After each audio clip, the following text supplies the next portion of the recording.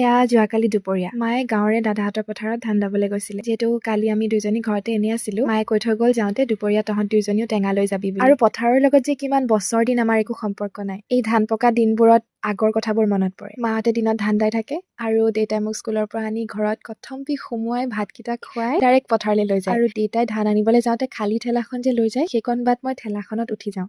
সেইটোৱে যে কিমান ফূৰ্তি আছিল। এতিয়া আৰু পথাৰ থাকিও নথকা।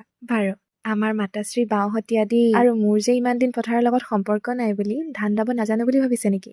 নাই, মই জানো, কিন্তু ৰোৱাৰহে বিশেষ অভিজ্ঞতা নাই। মোতকে বেছি ধান দাব নাজানে আমাৰ বাইদেৱে। মুঠি কেইটা চাওকচোন। তাৰ পাছত এই মুঠি লেচেৰি বুটলিলো। অকে, এতিয়া আহিছো আজিৰ ভিডিঅ'লৈ। আজি আছিলে আমাৰ লাষ্ট পৰীক্ষা।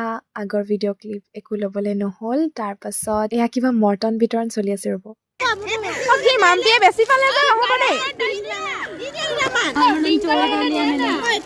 কলা এটা দে তুমি কলা ধেই পালা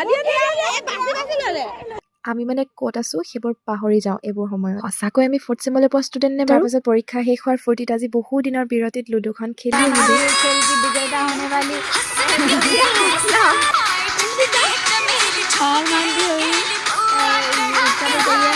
বাৰু এতিয়ালৈ আই।